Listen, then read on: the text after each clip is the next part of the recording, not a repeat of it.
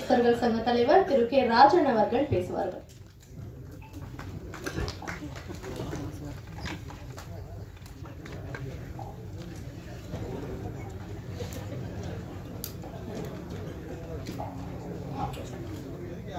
அன்பிற்கும் மரியாதைக்கும் உரிய தில் ராஜா படத்தை வாழ்த்த வந்திருக்கிற நல்ல உள்ளம் கொண்ட ஆருயிர் சகோதரர்களே, மேடையிலே அமர்ந்து படத்தை பற்றி விவரங்களை கூறி இந்த படம் வெற்றி பெறும், சத்யா வெற்றி பெறுவார் என உளம் நிறைந்து வாழ்த்திய என் அன்பு சகோதரர்களே, அப்பாவோட சண்டை போட்டு ஃபேமஸான வனிதா விஜயகுமார் அவர்களே,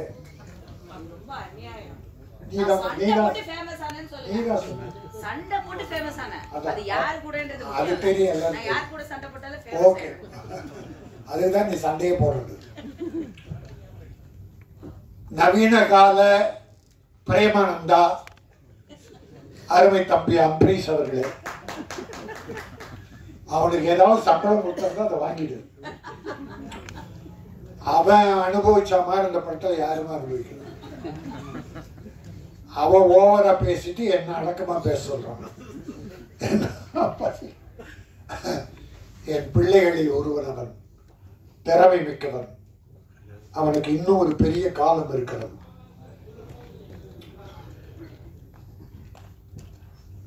ஹீரோயினி 2 பேரை பத்தி பேசினாங்க. ஒரு ஹீரோயினி நாம எல்லாரும் சேர்த்து சுருட்டி கட்டி பாம்பேக்கு தூக்கி எறிஞ்சிட்டோம். அதை கொண்டாந்து எதுக்கு இந்த படத்துல போட்டீங்க? ஏற்கனவே பூட்ட கேஸ் அது. அதை இந்த படத்துல போட்டு அது கூப்பிட்டா வரல, அப்புறம் போன் எடுக்கலன்னா அது வராததுதான் உங்களுக்கு வெற்றி. இன்னும் அது சமந்தாவோ யாரது சம்யுக்தா 2 பேரையும் தமிழ் படத்தை யாரும் போடக்கூடாது. நடித்த படத்துக்கே வரலன்னா இன்னொரு படத்தில் நடிக்க கூப்பிடலாமா? மானமுள்ள தமிழன் படம் எடுத்தால், மரியாதை மிக்க தமிழன் படம் எடுத்தால் இந்த 2 பேரை போடவே கூடாது. நான் பார்த்துக்கிறேன். என் சங்கத்தை நான் இப்படி பயன்படுத்த விரும்பல. எல்லாரையும் வளர்த்து விட தான் நான் பாடுறேன். ஆனால் என் ப்ரொடியூசரை, என் விநியோகஸ்தர்களை கெடுக்க நினைப்பவர்கள், வேதனைப்படுத்துபவர்கள் யாரும் வளரக்கூடாது. இதோ ஒரு வடநாட்டு பெண், இந்தி பெண் அடுத்த படத்தில் நடிக்க போகிறார். ஆனால் அவர் அன்பு அழைப்பை ஏற்று என்னம்மன் கனிகா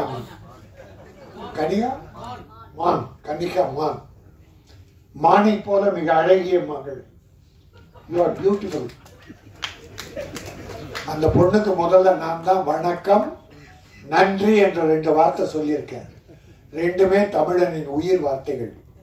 வர்றவங்களுக்கு மரியாதை செலுத்தி வணக்கம், செய்த உதவிகளுக்கு நன்றி சொல்லி கடைசி நன்றி.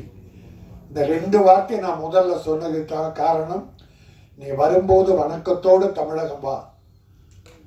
ப்ரொடியூசர்களுக்கு நம்பிக்கையோடு நடந்து கொள். அவர்களால் உயர், அவர்களுக்கு நன்றியோடு இரு. இதற்காக வணக்கம் நன்றி அந்த மானுக்கு சொல்லிக் கொடுத்தேன்.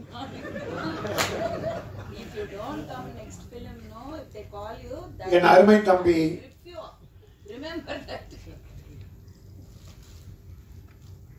திருமலை எடுத்த உடனே வேதனை குரலை கொட்டி தீர்த்தான். ப்ரொடியூசர் இவ்வளவு கஷ்டப்படுறாங்க, காலெல்லாம் கட்டிட்டு இருக்குமே. எவன் கேட்கிறான்? ப்ரொடியூசர் கேட்கிறானா? யாரையோ குறை சொல்றான், ப்ரொடியூசர் கேட்கிறானா? ஒரு படம் புதுமுகமா போட்டு படம் எடுத்து டைரக்டருடைய திறமையாகும். அந்த படம் அதை ரிலீஸ் பண்றதுக்கு 1 வருஷம் 2 வருஷம் காத்திருந்து இருந்த 1-2 நகைகளை வித்து வீடை வித்து எப்படியோ ப்ரொடியூசர் ரிலீஸ் பண்ணிட்டா அந்த படம் டைரக்டர் திறமையால வெற்றி பெற்று. ஆனால் போற ப்ரொடியூசர் போற ஹீரோ கிட்ட போறான். அவன் இதுக்கு முன்னால ப்ரொடியூசருக்கு என்ன வேதனை கொடுத்தான், என்ன துரோகம் பண்ணா, அது என் ப்ரொடியூசர் தெரிய பார்க்கறது இல்லை. ஹீரோக்களுடைய ஹிஸ்டரியை தெரிஞ்சுங்க. ப்ரொடியூசரை வாழ வச்சிருக்கானா அழிச்சிருக்கானா என்பதை தெரிந்து கொண்டு அவனை வளர விடுங்கள். நன்றி மறந்தவர்கள் நிறைய பேர், எல்லாரையும் சொல்லல, எல்லா நடிகர்களையும் சொல்லல, நன்றி உள்ளவர்கள் இருக்கிறார்கள். தன்னை வளர்த்து விட்ட ப்ரொடியூசர் உன்னை ஹீரோவை போடும்போது கார்ல வந்திருப்பான் கோயம்புத்தூர்ல இருந்து, படம் எடுத்து ரிலீஸ் பண்ணிட்டு சென்னையில இருந்து பஸ்ல போவான், காரு பங்களா எல்லாம் விட்டுட்டு நீ கார்ல போற. ஒரு நன்றி வேண்டாமா? கை நீட்டி சம்பளம் பெற்றோமே, அந்த தயாரிப்பாளர் பஸ்லயே நடந்து போறாரு. முடிந்த உதவிகளை இல்லை இன்னொரு தேதி கொடுத்து அவரை தூக்கி விடுவோம் என்று யாராவது நினைக்கிறார்களா? அப்படி நினைத்தால் அவர்கள் நான் வணங்கும் தெய்வம். உதவி செய்ய வேண்டும், அதுதான் மனித தன்மை. இந்த படத்தில் 2 பாடல்கள் 3 பாடல் 2 பாட்டு கேட்டா ரொம்ப நல்லா இருக்கு, ரொம்ப நல்லா. அவன் திறமை எனக்கு தெரியும், அம்பரீஷுடைய திறமை எனக்கு தெரியும். இன்னும் நேரம் இன்னும் வருது, வரும். ட்ரெய்லர், பியூட்டிஃபுல் ட்ரெய்லர், அற்புதமா இருந்தது. வெங்கடேஷ் ஒரு கமர்ஷியல் டைரக்டர், அவர் 32 நாள்ல இந்த படத்தை முடிச்சிருக்காரு. வாழ்த்துக்கள் வெங்கடேஷ். ப்ரொடியூசர், சின்ன ப்ரொடியூசருக்கெல்லாம் இப்படிப்பட்ட இயக்குனர் வேண்டும். தயாரிப்பாளரின் மன வேதனை புரிந்தவன் இயக்குனர் ஆனால் ப்ரொடியூசரும் வளருவான், இயக்குனர் வளரும். இவங்க 2 பேரும் கஷ்டத்தை உணர்ந்த நடிகனும் வளருவான். ஆகவே இந்த படம் எனக்கு மிகப்பெரிய திருப்தி, மிகப்பெரிய மகிழ்ச்சி. இது வெற்றி பெறும்.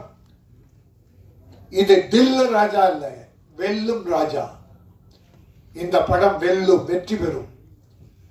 அது மட்டுமல்ல, நம்முடைய சத்யா ஒரு ஆண் அழகன், ஒரு தமிழ் மகன், ஊட்டியிலே பிறந்த குழுகுழு வாசத்திலே பிறந்த ஒரு அருமையான மனம் படைத்தவன். உடற்கட்டுகளை அற்புதமாக வைத்து ஒழுக்க நெறியோடு வாழ்ந்து கொண்டிருக்கிற ஒரு நல்ல மனம். அவனுடைய ஃபேமிலி, அப்பா ராணுவ அதிகாரி. இந்த தேசத்துக்காக தன்னை தியாகம் செய்து கொள்கிற அந்த அர்ப்பணிப்பு தன்மை உள்ள ஒரு அற்புதமான அப்பாவுக்கு பிறந்தவர். நல்ல குடும்பம், அற்புதமான குடும்பம். ஒரு கவர்மெண்ட் ஆபீஸ்னா லஞ்சம் வாங்கியிருப்பான்னு, மிலிட்டரியில யார் லஞ்சம் வாங்க முடியும்? ஆக லஞ்ச ஊழலற்ற கரைபடியாத கரங்களுக்கு சொந்தக்காரரான அவருடைய ராணுவ அதிகாரி, அவர் தந்தை பெற்றவர். இவனும் தியாக உள்ளத்தோடு இந்த படம் வெற்றி பெறும். நீ வளருவாய்.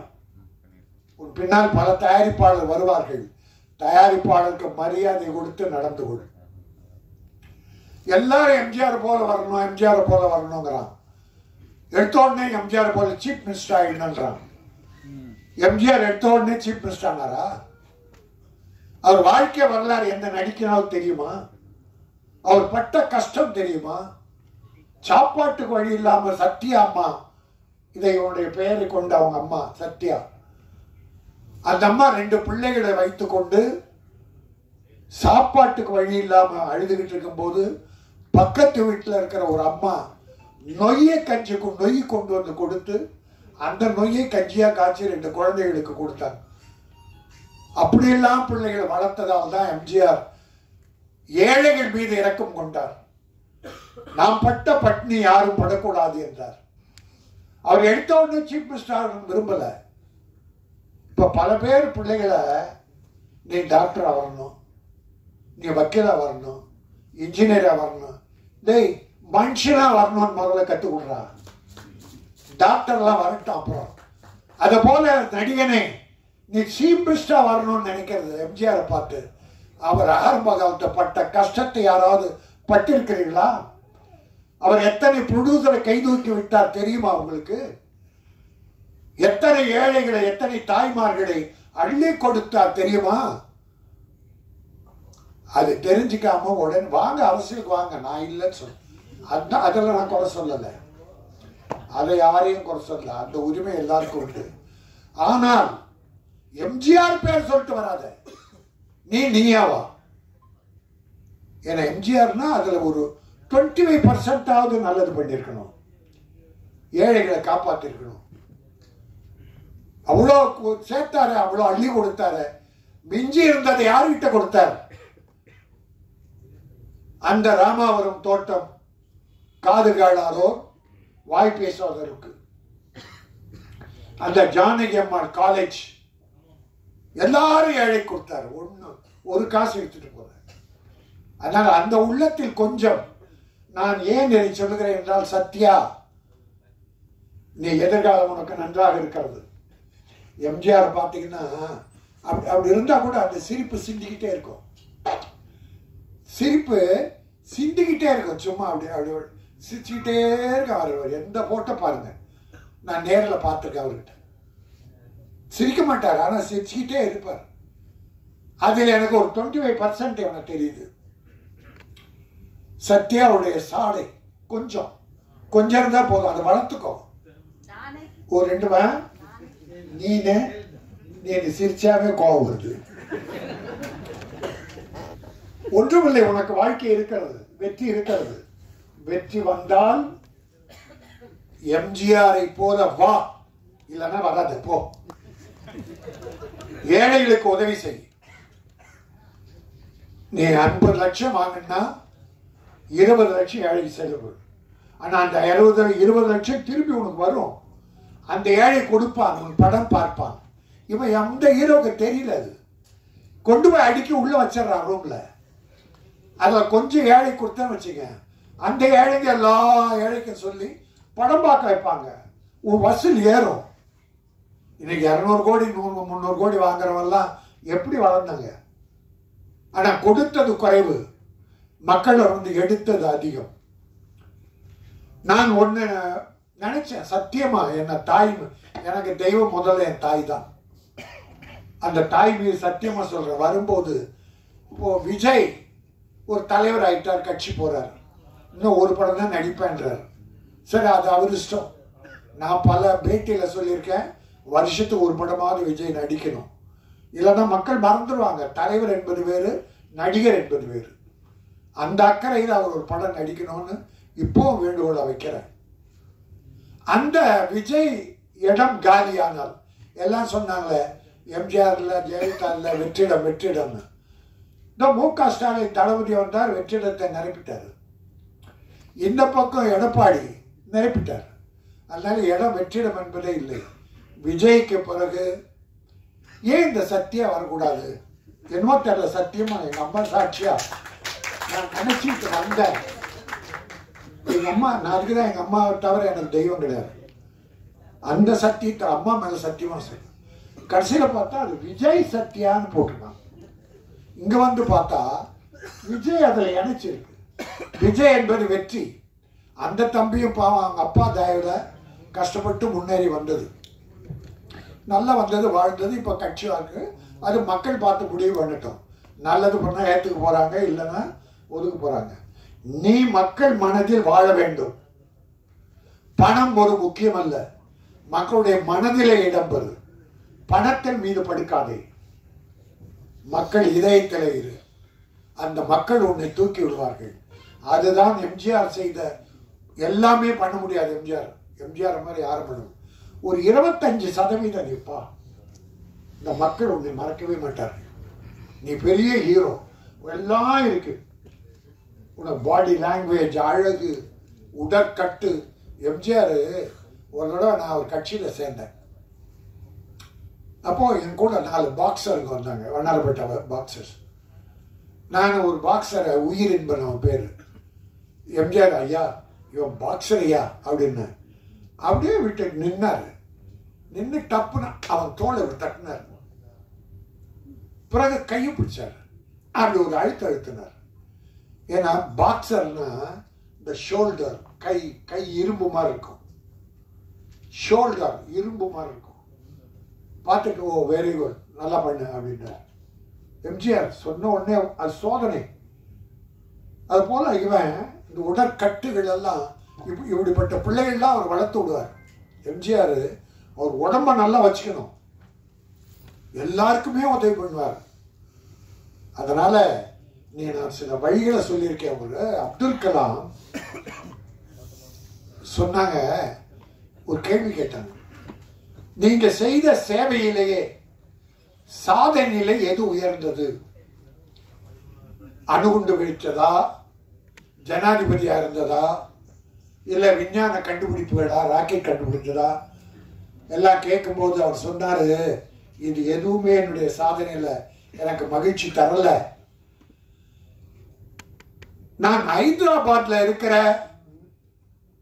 மாற்றுத்திறனாளி குழந்தைகள், இந்த போலியோவில் அட்டாக் ஆகி குழந்தைங்க நடக்க முடியாமல்ல, சின்ன சின்ன குழந்தைங்க, அந்த குழந்தைகள் ஒரு 3 கிலோ எடையுள்ள இரும்பு, இந்த உபகரணம் காலில் கட்டுவாங்க பாருங்க, அது நடக்கிறதுக்கு, அது அப்போ 2.5 கிலோ 3 கிலோ. அந்த குழந்தை அதையே இழுத்து தூக்க முடியாதான். அதை போய் பார்த்துட்டு வந்து பிளெயின் செய்கிற சில மெட்டீரியல்ஸ் லேசா இருக்குமா, ஆனால் உறுதியா இருக்குமா, அதுல அந்த உபகரணம் செய்தார் காலில் நடக்கிறதுக்கு. அது 300-500 கிராமுக்குள்ள. அது ஒண்டிதான் நான் செய்ததிலே எனக்கு ஆத்ம திருப்தியை தருவதுன்னு அப்துல் கலாம் சொன்னார். அணுகுண்டு வச்சு உலக புகழ் பெற்றார், ராக்கெட் கண்டுபிடிச்சு உலக புகழ் பெற்றார், ஜனாதிபதியாகி உலக புகழ் பெற்றார். இதெல்லாம் அவர் சாதனை இல்லையா?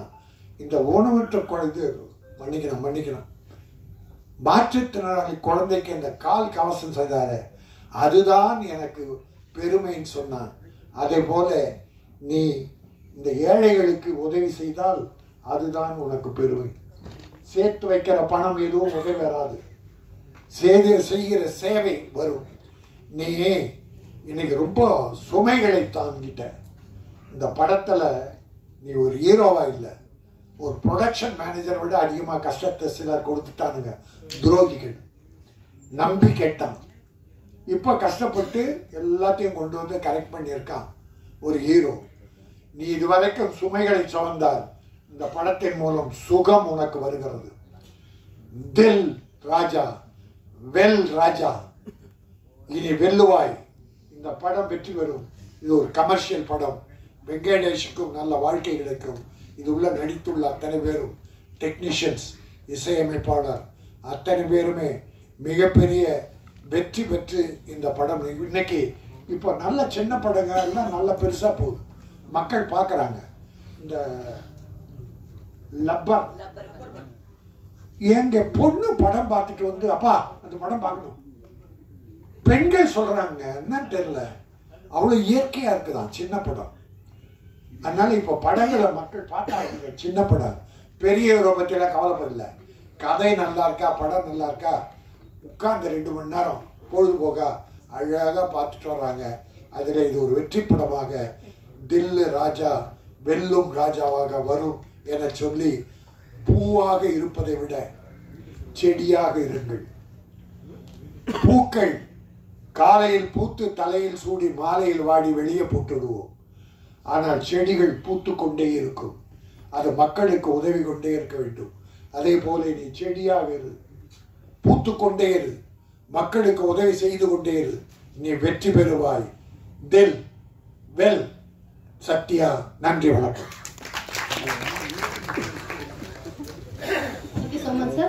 அடுத்தது நீங்க எல்லாருமே எதிர்பார்த்துட்டு இருக்கக்கூடிய கதையின் நாயகன், கதாநாயகன் தான் வந்து பேசியிருக்காங்க. எல்லாருமே ஒரு படத்துல வந்து கம்மி டைம் முடிச்சுட்டு அதுக்கு அடுத்த படத்துக்கு போறாங்க அப்படின்னும் போது, ஓகே அந்த படத்துக்கான வேலையை பார்க்கலாம் அப்படின்னு போயிடுவாங்க. 2-3 படத்துல அவர் கமிட் ஆயிருந்தாலும் அதோடைய வேலைகள் வந்து தொடங்கிட்டாலுமே இல்ல முதல் படத்தை வந்து விட்டக்கூடாது, அதாவது தான் நடிச்ச முந்தைய படத்தை விட்டக்கூடாது, ப்ரொடியூசர்லனாலும் நான் வந்து எல்லாமே பண்ணிட்டு இருக்கும்போது அவருடைய அந்த டெடிகேஷனும் எஃபர்ட்டும் எந்த அளவுக்கு இருக்கு அப்படின்னு பார்க்கணும். ஸோ மென்மேலும் இவர் பெரிய ஹீரோவா வளர்றதுக்கான வாழ்த்துக்களை நம்ம சொல்லிட்டு தில்ராஜா படத்துடைய கதாநாயகன் திரு விஜய் சத்யா அவர்களை பேசுமாறு அழைக்கிறோம்.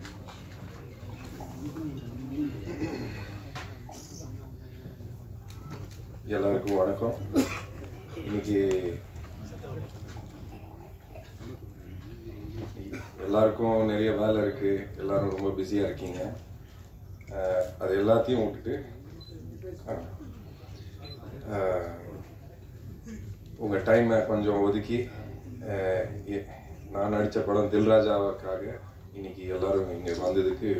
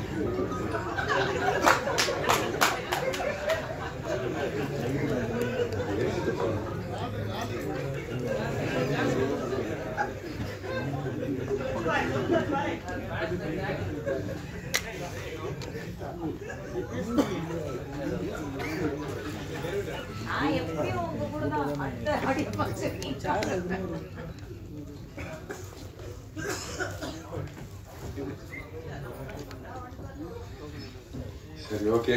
அண்ணனுக்கு ஒரு பெரிய நன்றி வந்து என்னை வாழ்த்ததுக்கு. ஸோ எல்லாரோட சப்போர்ட் எனக்கு கண்டிப்பாக வேணும். ரொம்ப நாளாக போராடிட்டு இருக்கேன், எல்லாருக்கும் தெரியும்.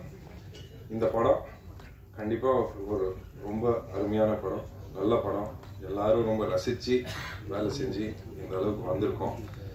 ஸோ உங்கள்கிட்ட ரிக்வெஸ்ட் தான் பண்ண முடியும், இந்த படத்தை எந்த அளவுக்கு சப்போர்ட் பண்ணி எல்லா இடத்துலையும் கொண்டு போய் சேர்க்க முடியுமோ சேர்த்துக்கோங்க.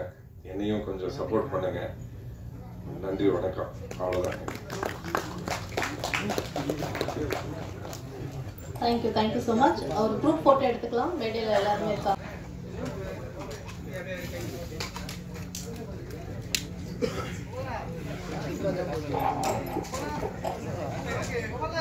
படம் 27ஆம் தேதி ரிலீஸ் ஆக இருக்கு. இன்னும் சில நாட்கள் இருக்கு.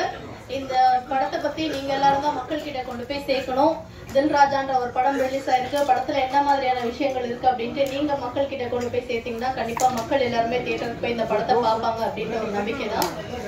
இந்த படத்துல பல சர்ப்ரைஸ் எலிமெண்ட்லாம் இருக்கு அப்படின்ட்டு ஒரு விஷயம் இருக்கு. இதெல்லாம் அதை வச்சிருந்தாங்க, சரி கடைசியா சொல்லலாம் அப்படின்ட்டு. இந்த மாதிரி பல விஷயங்கள் இந்த படத்துல இருக்கு. 27ஆம் தேதி தில்ராஜா படம் ரிலீஸ் ஆகுது. நீங்க எல்லாருமே படத்தை பார்த்துட்டு சப்போர்ட் பண்ணுங்க. Thank you so much for this meet. Thank you.